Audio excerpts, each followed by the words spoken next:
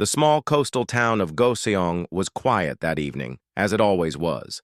The fishing boats were docked for the night, their nets drying in the salty breeze. The streets were empty except for a few stray cats prowling around trash bins, and the only sounds came from the waves crashing against the rocky shore. It was the kind of place where nothing exciting ever happened. Until tonight. Jin-Ho sat in his tiny attic room surrounded by wires, gadgets, and old computer monitors. His desk was cluttered with coffee cups, notebooks filled with scribbled equations, and half-eaten snacks. A large telescope pointed out the window toward the starry sky, but tonight Jin-Ho wasn't looking through it. Instead, he had his headphones on, listening intently to static. He loved tuning into different radio frequencies, searching for anything unusual. Most nights, all he heard was white noise or faint echoes of distant broadcasts. But tonight felt different. A faint crackle interrupted the monotony. Jin-Ho leaned forward, adjusting the dials on his receiver. At first, it sounded like random interference, but then something caught his attention. A pattern. Beeps and tones repeated in a sequence that seemed deliberate. His heart raced as he realized this wasn't just background noise. Someone, or something, was sending a message. "Soo-Jin!" Jin-Ho shouted, pulling off his headphones. "Get up here!" Downstairs, Soo-Jin groaned. She was sprawled on the couch, reading a thick linguistics textbook. Her younger brother's loud voice startled her awake. "What now?" she muttered, rubbing her eyes. Soo-Jin was used to Jin-Ho dragging her into his late-night experiments, but she usually humored him because deep down, she found them fascinating too. "It's real," Jin-Ho said breathlessly when she climbed the narrow staircase to his room. "I think I've found something alien." Soo-Jin raised an eyebrow. "Alien? Like little green men?" "No, seriously," Jin-Ho insisted. "Listen." He handed her the headphones. Through the static, she could hear the repeating sequence. It wasn't music or speech, but it definitely wasn't natural either. The rhythm was precise, almost like Morse code. "This is insane," Soo-Jin said after a moment. "Do you know what it means?" "That's why I need your help," Jin-Ho replied, grinning. "You're the language expert, right? Can you figure it out?"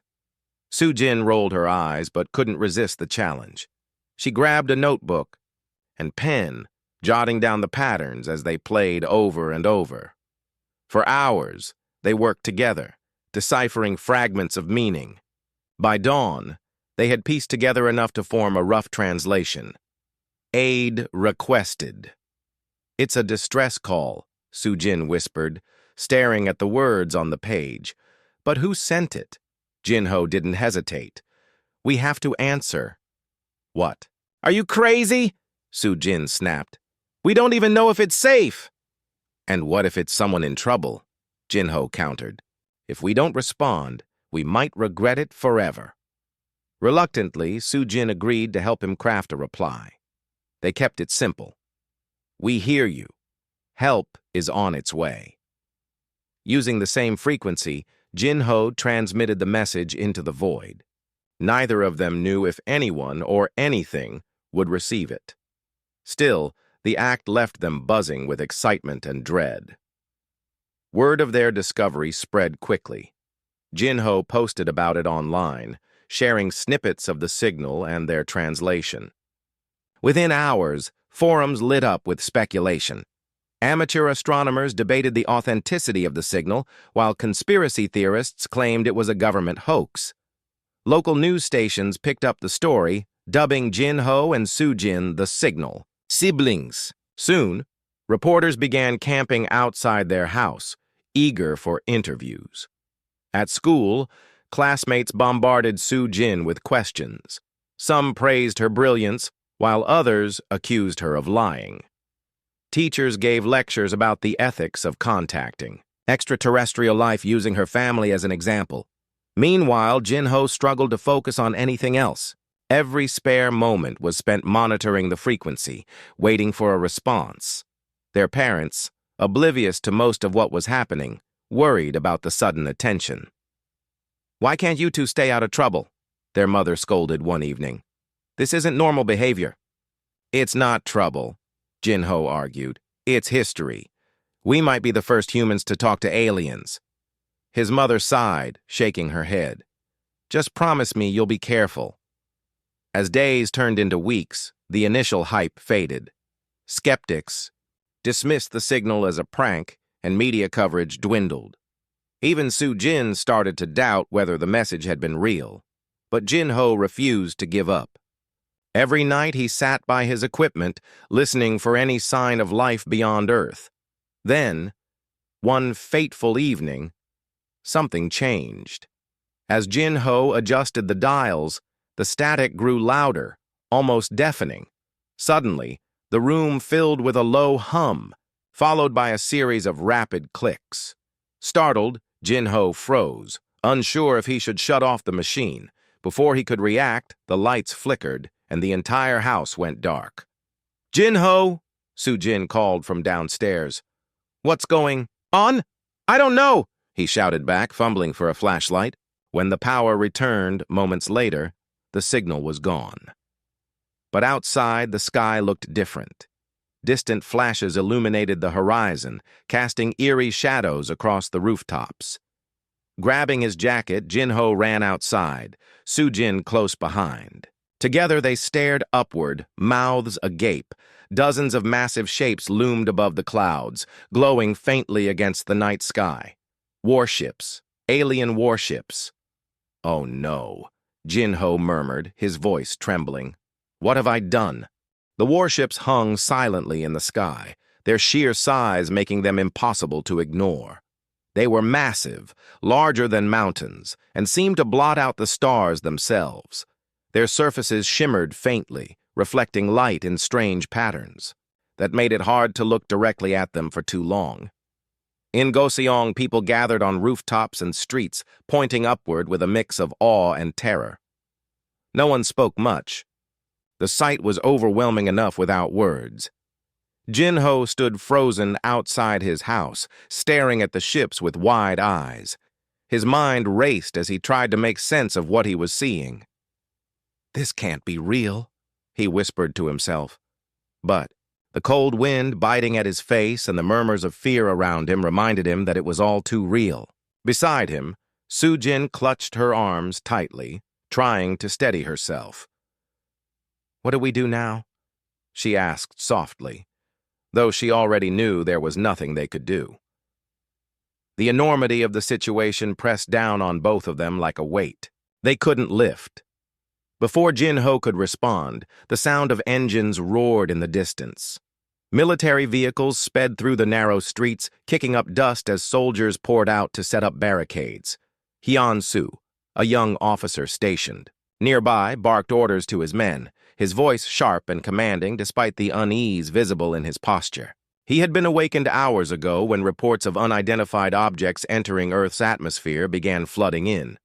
Now, standing under those colossal ships, he felt smaller than ever before.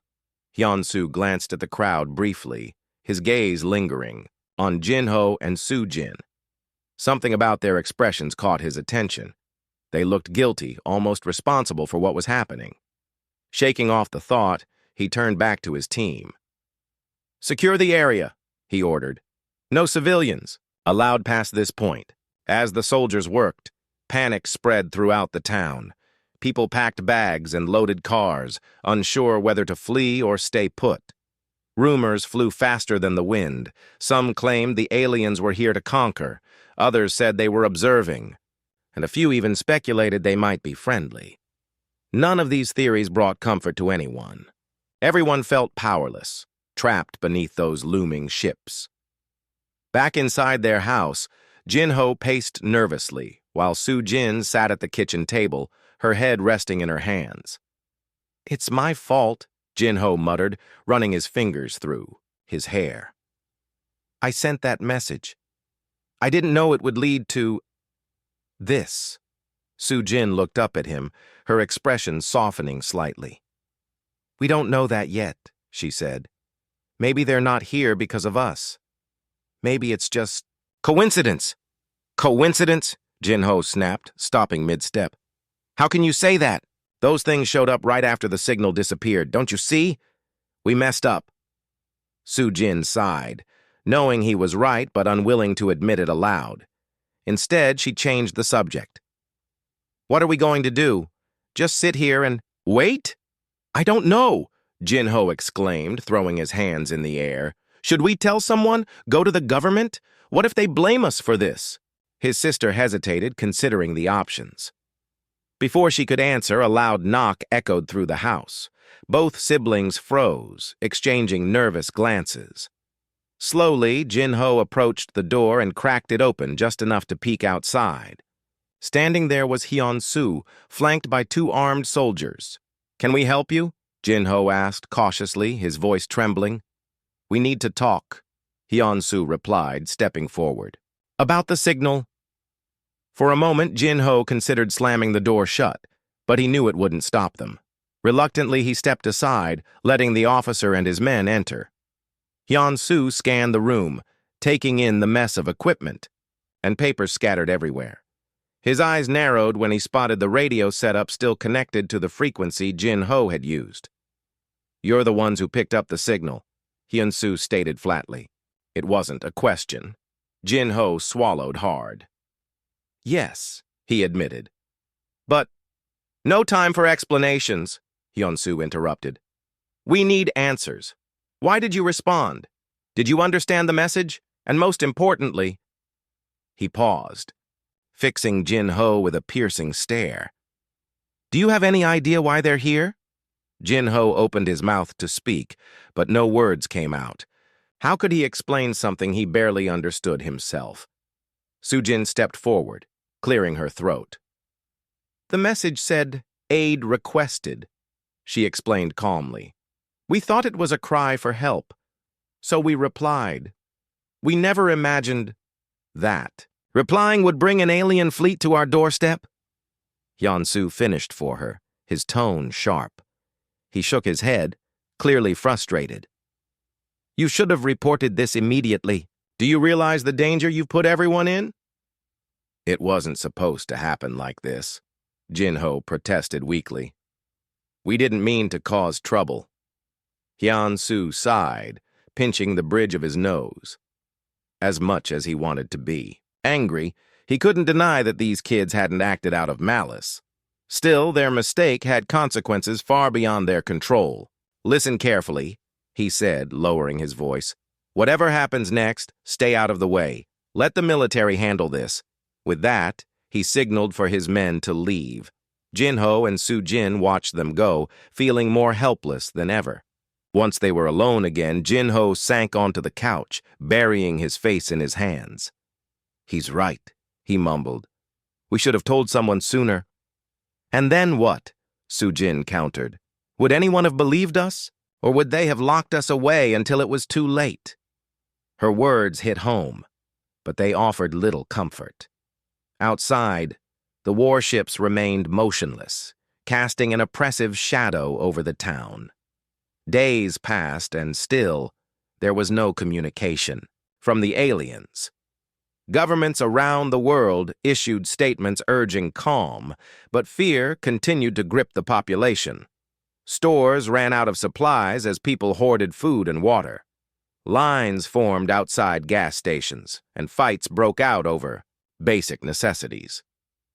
Despite the chaos, Jin-ho couldn't shake the feeling that they owed humanity something for dragging them into this mess. Late one night, he returned to his equipment, determined to find a way to communicate directly with the ships. If the aliens weren't going to reach out, maybe he could force their hand. Are you sure about this? Su-jin asked, watching. Him fiddle with the dials. No, Jin-ho admitted. But sitting here doing nothing isn't helping anyone. Using what little knowledge he had, Jin-ho broadcast another message, this time in multiple languages. We are peaceful, he transmitted. Please let us know your intentions. Then, holding his breath, he waited for a response. Minutes stretched into hours, but nothing happened. Just as Jin-ho was about to give up, the static returned, louder and clearer than before. This time, it wasn't just noise, a series of tones, played in rapid succession, followed by a deep, resonant hum that seemed to vibrate through the very walls of the house. Su-jin grabbed Jin-ho's arm, her grip tight. "What is that?" "I think." Jin-ho trailed off, his voice barely audible. "I think they're answering." Suddenly the lights dimmed and the monitors flickered wildly. A holographic image materialized in the center of the room, a towering figure with elongated limbs and glowing eyes. Its presence was both mesmerizing and terrifying. Jin-ho and Su-jin stared at it, unable to move or speak. The figure spoke, its voice echoing unnaturally. Though the words were unfamiliar, subtitles appeared below it, scrolling across the screen in perfect English. "You have flagged yourselves as hostile entities. Prepare to surrender or face annihilation." Jin-ho's knees buckled and he collapsed onto the floor. Su-jin rushed to his side, tears streaming down her face. They had hoped for understanding, for mercy, but instead they had sealed humanity's fate. The holographic figure lingered in the room for what felt like an eternity, its glowing eyes scanning Jin-ho and Su-jin as if sizing them up. The air grew heavy, almost suffocating, and every breath seemed louder than it should have been. Finally, the alien spoke again, its voice cold and mechanical. "You will deliver this message to your leaders," it said, the subtitles appearing beneath it once more. "Surrender unconditionally within 5 Earth rotations," or "face annihilation." Before either sibling could respond, the hologram flickered and vanished, leaving behind only silence. Jin-ho sat on the floor, his hands trembling so badly he couldn't form a fist. Su-jin knelt beside him, her mind racing but unable to find any words of comfort. They had hoped for understanding, maybe even compassion, but instead, they were staring into the face of destruction. "What do we do now?" Su-jin whispered, breaking the suffocating quiet. Jin-ho shook his head, his voice barely audible. "I don't know. Tell someone? Run? Hide?" "We can't just sit here," Su-jin insisted, though she sounded less sure with each word. "If we tell the military, maybe they can negotiate or, I don't know, fight back." "Fight back?" Jin-ho snapped, finally looking at her. His eyes were red, brimming with tears. "Look at those ships out there. What are we supposed to do against that? Throw rocks?" Su-jin flinched at his tone, but didn't argue. She knew he was right. Their weapons would be useless against such advanced technology. Still, doing nothing felt equally impossible. After a moment, she stood and grabbed her phone. "We need help," she said firmly, "even if it's just to warn people." She dialed Hyun-soo's number, the officer who had visited them earlier. He answered on the second ring, his voice tense. "What is it?" he demanded. "It's happening," Su-jin blurted out. "They contacted us. They gave us a deadline, 5 days to surrender or else." There was a long pause on the other end. "Where are you?" Hyun-soo asked finally. "At home," Su-jin replied. "Please hurry." Within minutes, Hyun-soo arrived with a small team of soldiers. This time, he didn't waste time asking questions. "Tell me everything," he ordered, pulling out a notepad. Jin-ho recounted the encounter with the hologram, his voice shaky but clear. When he finished, Hyun-soo rubbed his temples, clearly overwhelmed. "This isn't good," he muttered. "Not good at all." "What happens now?" Su-jin asked, her voice trembling. Hyun-soo hesitated before answering. "We report this to command. From there, it's out of our hands." "But they'll listen, right?" Jin-ho pressed. "They'll try to talk to them, explain this was all a misunderstanding?" "I don't know," Hyun-soo admitted, "but I doubt it matters. If these aliens think we're a threat, they won't care about excuses." The weight of his words settled over the room like a thick fog. Jin-ho buried his face in his hands again, while Su-jin stared blankly at the wall. Outside, the warships remained ominously still, their presence casting a shadow not just over the town, but over the entire planet.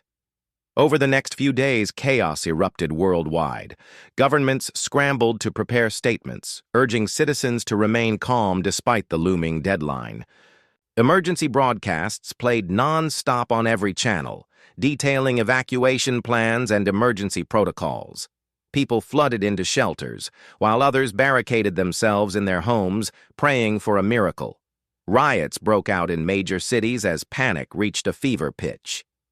In Goseong, life ground to a halt. Soldiers patrolled the streets, enforcing strict curfews and confiscating weapons from civilians. Food shortages worsened as supply chains collapsed under the strain of mass hysteria. The once peaceful fishing town now resembled a war zone, its residents gripped by fear and despair. Jinho spent most of his time locked in his attic, replaying the alien transmission over and over in his head. Each time he came to the same conclusion: this was his fault. If only he hadn't sent that reply, none of this would have happened. Guilt gnawed at him constantly, making it hard to eat or sleep. Soo-jin tried to reassure him, reminding him that they couldn't have known what would happen. But her words did little to ease his conscience. Hyun-soo checked in on them regularly, bringing updates from the military. None of the news was encouraging. Attempts to communicate with the aliens had failed, and reconnaissance missions revealed no weaknesses in their ships. Humanity was completely outmatched. One evening, as the fourth day of the deadline approached, Hyun-soo arrived with a grim expression. "We've been ordered to fall back," he told them. "Command says resistance is futile." "What does that mean?" Soo-jin asked, her voice rising. "Are we just giving up?" "It means we're preparing for the worst," Hyun-soo replied, "and hoping for a miracle." Jinho clenched his fists, anger bubbling inside him. "That's it? We're just going to roll over and die?" "No one said anything about dying," Hyun-soo shot back. "But fighting would be suicide. You saw those ships. They could wipe us out in seconds." "So what's the plan?" Jinho demanded. "Hide until they kill us anyway?" "There is no plan," Hyun-soo admitted. "Not one that makes sense anyway." The admission hit Jinho like a punch to the gut. For the first time since the ships appeared, he realized how truly powerless they were. Governments, militaries, scientists, all of them were helpless against this force from beyond the stars. And yet, sitting around waiting for doom wasn't an option either. An idea began to take shape in his mind, vague at first but growing clearer with each passing moment. Turning to Soo-jin, he said, "We have to go to them." "What?" Soo-jin exclaimed, her eyes widening. "You mean board one of those ships?" "Yes," Jinho replied, his voice steady despite the absurdity of the suggestion. "If we can get inside, maybe we can reason with them. Show them we're not a threat." "That's insane!" Soo-jin protested. "How would we even get close? And what makes you think they'd listen?" "I don't know," Jinho admitted. "But sitting here doing nothing isn't helping anyone.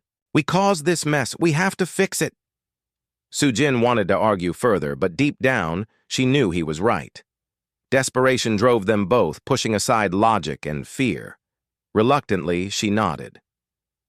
"Okay. But we're not doing this alone." They turned to Hyun-soo, who had been listening silently. "You want my help?" he asked, raising an eyebrow. "Why would I risk my life for something this crazy?" "Because you're as trapped as we are," Jinho said. "If we don't try, everyone dies, including you." Hyun-soo sighed, rubbing the back of his neck. He knew Jinho was right, but that didn't make the decision any easier. Finally, he nodded. "All right. But if we're doing this, we do it smart. No reckless moves." Together, they devised a plan. Using modified drones scavenged from local tech shops and equipment borrowed from the military base, they identified a weak point in the shielding of the nearest warship. It was a long shot, but it was the only chance they had.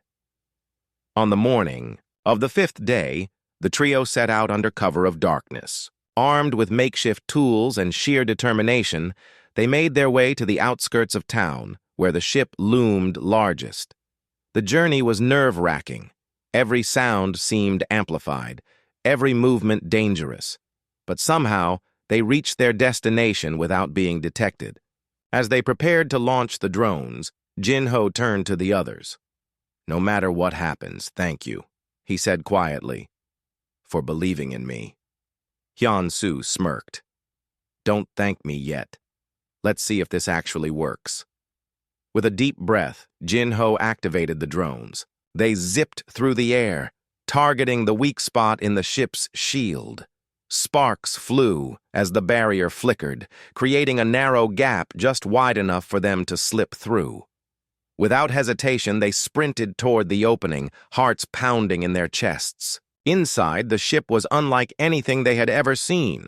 The walls pulsed faintly with light, and strange symbols glowed along the corridors. Silent insectoid drones patrolled the area, their movements fluid and precise. Every step felt like walking into a nightmare, but they pressed on, driven by desperation. Eventually, they reached a large chamber filled with holographic displays and control panels. In the center stood another hologram, the same towering figure from before. Kael'thar, commander of the fleet. "You dare trespass?" the alien boomed, its voice reverberating through the room. Jin-Ho stepped forward, his legs shaking but his resolve firm. "We came to explain," he said, his voice surprisingly steady. "This whole thing, it was a mistake. We never meant to offend you."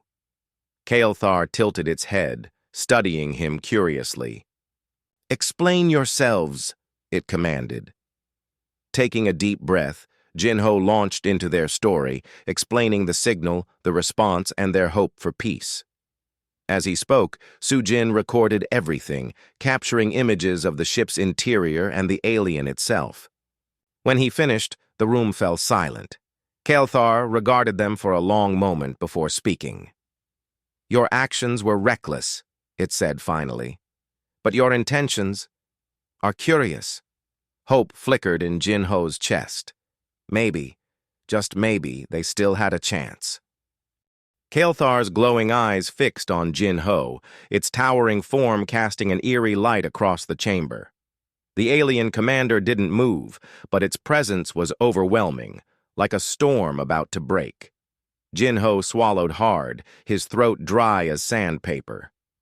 He had gambled everything on this moment, and now it felt like the entire world rested on his shoulders. "You say your actions were accidental," Kael'thar said, its voice echoing unnaturally. "Yet you admit to intercepting a signal not meant for you. Explain further." Jin-Ho glanced at Soo-Jin, who gave him a small nod of encouragement. Taking a deep breath, he continued. "We thought the signal was a cry for help. We didn't know it was meant for someone else.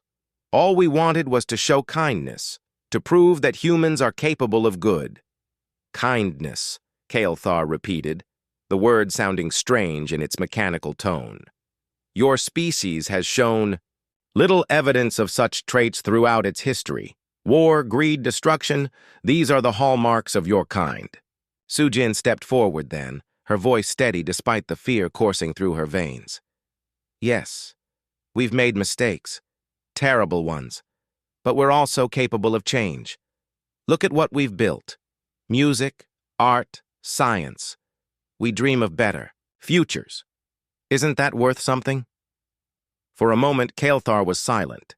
Its gaze shifted between Jin-Ho and Soo-Jin, as if weighing their words. Then, without warning, the chamber filled with images projected from the walls. Scenes of human history unfolded before them, ancient battles, plagues, environmental disasters.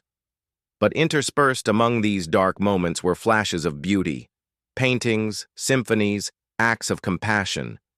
It was as if Kael'thar was studying humanity's complexity, searching for truth in their contradictions. Hyun-Soo, who had stayed near the entrance to keep watch, stepped closer now. "They're telling the truth," he said firmly. "Humans aren't perfect, but we're trying. Give us a chance to prove ourselves." Kael'thar turned its attention to him. "And you?" Are you willing to sacrifice yourself for this cause? Hyun-soo hesitated only briefly before nodding. If it means saving my people, yes. The alien commander seemed intrigued by this response. For the first time since they'd entered the ship, there was a flicker of something resembling curiosity in its glowing eyes. Your species is unusual, it said slowly. You cling to hope, even when faced with extinction. Such resilience is rare. Before anyone could respond, alarms blared throughout the ship, red lights flashed along the walls, and the hum of machinery grew louder. A group of insectoid drones appeared in the corridor outside the chamber, their movements sharp and deliberate. They've detected us, Hyun-soo whispered urgently. We need to leave, now. No, Jin-ho insisted, stepping closer to Kael'thar. We can't stop now. Please, listen to us. But Kael'thar raised a hand, silencing him. Enough. You have presented your case. I will consider it. But time is short. The drones advanced into the chamber, their metallic limbs clicking ominously. Hyun-soo grabbed Jin-ho's arm, pulling him back. We're out of time, he said sharply. Move! Reluctantly, Jin-ho followed, though every step felt like betrayal. They couldn't leave, not when they were so close to convincing Kael'thar. But staying meant certain capture, or worse. As they retreated toward the exit, the drones closed in, forcing them to run. The corridors were a blur of pulsating lights and alien symbols. Behind them, the sound of clattering metal grew louder as the drones pursued relentlessly. Hyun-soo took the lead, guiding them through twists and turns until they reached the weak point in the shield where they had entered. To their horror, the gap was smaller now, barely wide enough for one person to squeeze through. You two go first, Hyun-soo shouted, motioning for Jin-ho and Soo-jin to hurry. I'll hold them off. No, Soo-jin protested. We're not leaving. Without you. There's no time to argue, Hyun-soo snapped. Just go. Torn between fear and gratitude, Jin-ho pushed Soo-jin toward the opening. She resisted for a moment, tears streaming down her face, but finally relented. With great effort, she slipped through the narrow gap, followed closely by Jin-ho. As soon as they were clear, Hyun-soo activated a device on his belt, a small explosive charge designed to seal the breach behind them. Thank you, Jin-ho called out, his voice cracking. For everything. Hyun-soo gave a faint smile, though his expression was grim. Take care of each other, he said simply. Then, without another word, he triggered the charge.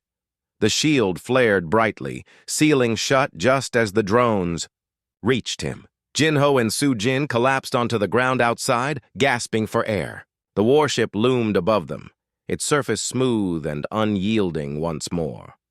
Behind them, the town of Goseong lay eerily quiet, bathed in the pale glow of the alien fleet. Neither sibling spoke. The weight of what had just happened pressed down on them like a physical force. Back at their house, Jin-ho and Soo-jin sat in silence, replaying the events over and over in their minds. The clock ticked closer to the deadline, and still, there was no sign of retaliation from the ships. Had Kael'thar believed them, or were they merely delaying the inevitable? As dawn broke on the fifth day, a low rumble shook the ground. Looking out the window, Jin-ho saw movement in the sky. The warships began to shift, their massive forms turning slowly. His heart sank. This was it, the end. But instead of descending toward Earth, the ships ascended higher, breaking formation. One by one, they disappeared into the atmosphere, leaving trails of light behind them. Within minutes, the sky was clear, almost as if nothing had happened. What just happened? Soo-jin asked, her voice trembling. Jin-ho shook his head, too stunned to speak. Relief washed over him, mingled with disbelief. They had done it, or rather Hyun-soo's sacrifice had given them the chance they needed. As news of the ship's departure spread, celebrations erupted worldwide. People poured into the streets, hugging strangers and cheering loudly. In Goseong, soldiers lowered their weapons, their faces etched with exhaustion, but also relief. For the first time in days, hope returned. Later that evening, Jin Ho and Su Jin stood outside, gazing up at the stars. The night sky seemed brighter somehow, free of the oppressive shadow that had hung over them for so long. "We did it," Su Jin said softly. "We saved everyone." Jin Ho nodded, though his thoughts were elsewhere. "At a cost," he murmured. "Hyun-Soo gave his life for us. For all of us." Su Jin placed a hand on his shoulder. He knew what he was doing, and he believed in us, in humanity. That has to mean something. Jin Ho didn't respond right away. Instead, he looked up at the heavens, wondering if somewhere out there, Kyle Thar was watching. Whatever the future held, one thing was certain: humanity had been given a second chance, and this time they wouldn't waste it. The days following the departure of the alien warships were a blur of emotion for Jin Ho and Su Jin. The town of Goseong slowly returned to life, though it felt different now, as if the shadow of what had happened still lingered in every corner. People went about their routines, but conversations often turned to the events that had unfolded. Some praised Jin Ho and Su Jin as heroes, while others whispered behind closed doors, questioning whether they truly deserved credit or blame. For Jin Ho, the weight of guilt remained heavy on his shoulders. Though the immediate threat was gone, he couldn't shake the memory of Hyun-Soo's sacrifice. Every time he closed his eyes, he saw the soldier's face, the calm determination in his expression as he chose to stay behind. It haunted him, even amidst the celebrations and relief spreading across the globe. Su Jin tried her best to comfort him, but she too carried her own burden. She missed Hyun-Soo, not just as an ally, but as someone who had believed in them when no one else would. His absence left a void that couldn't be filled, no matter how many times people thanked them for saving humanity. One evening, as the sun dipped below the horizon, casting long shadows over the quiet streets, Jin Ho and Su Jin sat on the rooftop of their house. Below them, the town buzzed with activity, children playing, neighbors chatting, but up here, it was peaceful. They hadn't spoken much since returning home after the ships left, each lost in their thoughts. "I keep thinking about what Kael'thar said." Jin Ho finally broke the silence. "About how humans have done so many bad things." Su Jin nodded, pulling her knees closer to her chest. "He wasn't wrong, but he also saw something good in us, something worth saving." "Do you think we'll change?" Jin Ho asked, his voice tinged with doubt. "Really change? Or will we go back to being the same selfish, destructive species we've always been?" Su Jin hesitated before answering. "I don't know, but maybe this is our chance.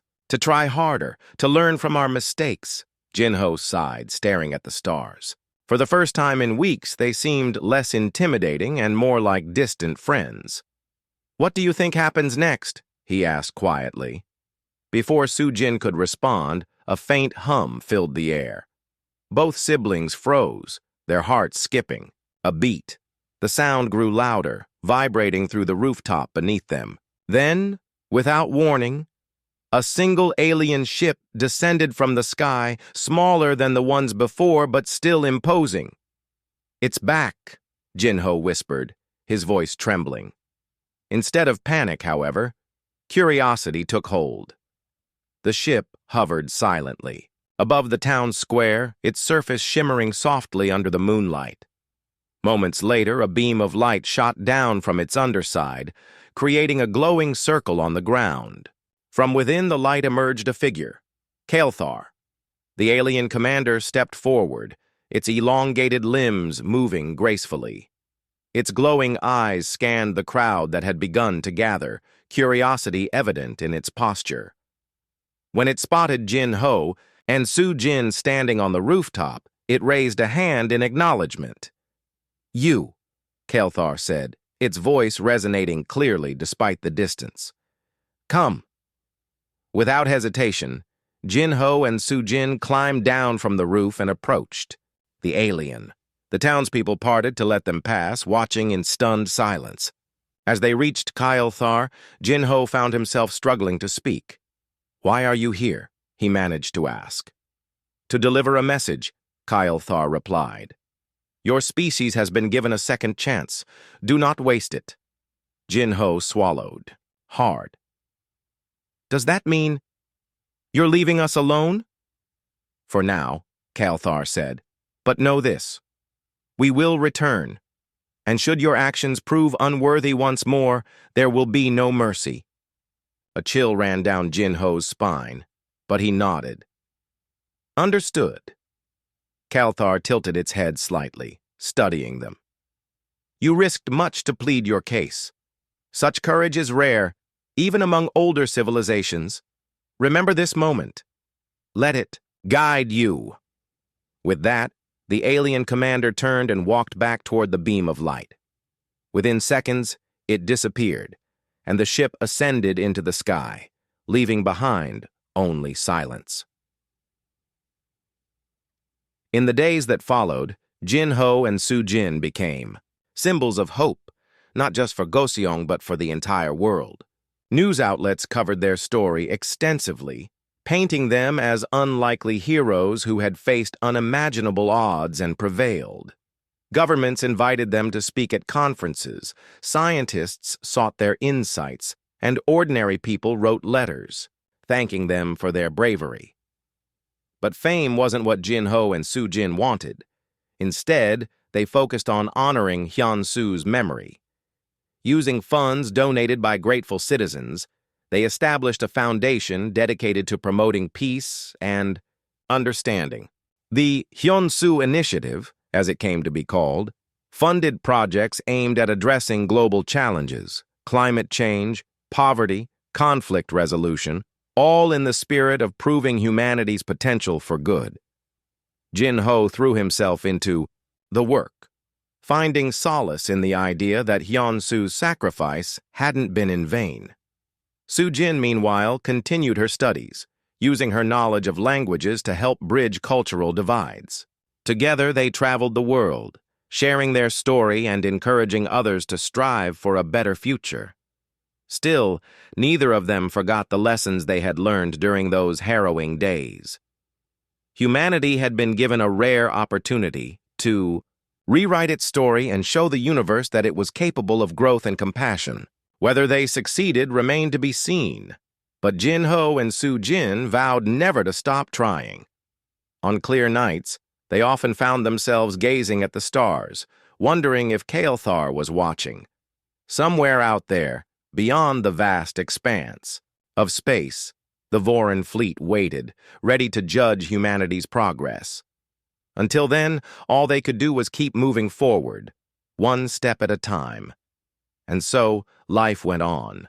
The scars of the past healed slowly, replaced by dreams of a brighter tomorrow. In Goseong, in Korea, and around the world, people began to see the stars not as threats, but as reminders of their shared destiny. A fragile hope took root, nurtured by two siblings who had dared to believe in second chances and in the power of humanity to rise above itself.